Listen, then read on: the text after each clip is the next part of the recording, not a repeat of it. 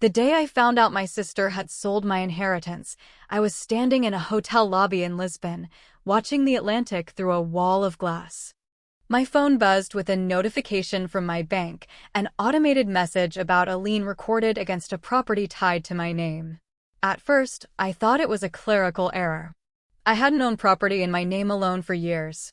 The family house had been placed into a trust after our mother died. Then my sister, Elaine, left me a voicemail. "Well," she said lightly, as if commenting on the weather, "since you decided to disappear to Europe for months, I had to handle things.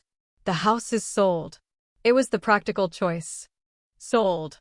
She said it the way someone says they've donated old furniture. The house she was referring to as my inheritance. My half of it. The house our father built in 1968 with his own hands. The house I paid the property taxes on for 12 straight years after our parents passed because Elaine wasn't in a position. I was 72 years old, and in that moment, standing thousands of miles away, I realized my own sister believed I was too old, too distant, too irrelevant to fight back. She was wrong. I suppose I should explain who I am before I explain what I did. My name is Robert Hale. I'm a retired civil engineer. I spent 45 years designing bridges and municipal buildings across the Midwest. I raised 2 sons, buried 1 wife, and paid every bill I ever owed. I have never been reckless with money. I have never missed a tax payment. And I have never, until this happened, been treated as if I were disposable. After my wife Margaret passed 5 years ago, I began traveling in stretches, 3 months here, 2 months there. Nothing extravagant. I rented modest apartments, walked unfamiliar streets, kept notebooks. It kept me from sitting alone in a silent house filled with her absence. Elaine, my younger sister by 4 years, stayed in our hometown. She always had a flair for appearances. Nice car leases, tasteful renovations, dinner parties. What she did not have was financial discipline. When our mother died, the will was simple.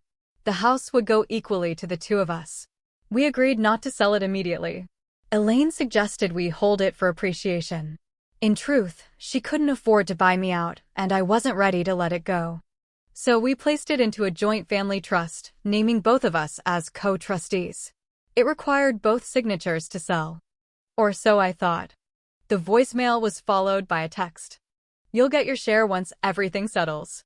Don't make this dramatic." I called her immediately. "What do you mean the house is sold?" I asked. "Robert, you weren't here. The market was hot. I had an offer. I couldn't wait forever for you to come back from wherever you are. You don't have the authority to sell without my consent." She laughed softly. "You signed a power of attorney before you left, remember? For convenience, while you were abroad." I did remember signing something. A limited power of attorney so she could handle minor maintenance issues, insurance paperwork, utility matters. I had read it, or at least I thought I had. It was notarized at her suggestion. "You abused it," I said quietly. "I managed things," she replied. "And frankly, Robert, you don't need that house. You're practically retired from life." Practically retired from life. I flew home 2 days later. The house was already empty when I arrived. The maple tree in the front yard was still there, leaves beginning to turn red. But the porch light had been replaced, the locks changed. Elaine met me in the driveway. "You should have called before showing up," she said. "The new owners take possession next week." I looked at her, tailored coat, manicured nails, sunglasses too large for the autumn sun. "How much did you sell it for?" She hesitated just slightly. "420,000. I knew the neighborhood. I knew recent sales. That number was low. "And where's my half?" I asked. "There are expenses. Repairs. Agent commissions. Some outstanding obligations tied to the property." "What obligations?" She removed her sunglasses then. "I used the house as collateral for a business loan last year. It was temporary. I was going to pay it back." I felt something cold settle in my chest. "You put a loan against jointly held property without telling me." "It was necessary," she snapped. "My boutique needed expansion capital. You weren't around." "And when you couldn't pay?" Her silence answered me. She had sold the house not because the market was hot, but because the lender was pressing. She needed liquidity. That night, instead of arguing further, I went to my old study in the house I still maintained in town. I opened the file cabinet where I kept copies of everything, every trust document, every amendment, every insurance rider. The power of attorney she referenced was indeed there. But so was the trust agreement. And buried inside that agreement was a clause Elaine had likely forgotten. Any trustee who used trust property for personal debt without written consent from the co-trustee would be personally liable for restitution, including damages and legal fees. I called an attorney the next morning. Not a loud, flashy one. A quiet man named Thomas Green who had drafted municipal bonds with me 20 years earlier. He read everything carefully. She overstepped, he said. The sale may stand if the buyers were in good faith, but her personal liability is another matter. And the lender, if they relied on misrepresented authority, has exposure too. Can we undo it? I asked. Perhaps not the sale. But we can unwind her advantage. That was enough for me. Over the next few weeks, Elaine grew bolder. She stopped taking my calls. She sent me a wire transfer for what she claimed was my net share. It was less than half of what it should have been. When I questioned the deductions, she replied by email, copying her husband Mark. Robert has always been sentimental, she wrote. He doesn't understand how business works. Sentimental. I did not respond. That was when the real picture emerged. Elaine hadn't taken one loan. She had taken 3. All secured, at least on paper, by trust property. In the documents, she had attached the power of attorney and signed as if she were sole acting trustee. The boutique she mentioned? It had been hemorrhaging money. One evening, she showed up at my door, furious. You're dragging my name through court over a house you barely visited. You dragged it there when you signed my name without permission, I said calmly. I was going to fix it. With what money? Her face tightened. You always thought you were smarter than me. No, I replied. I just read what I sign.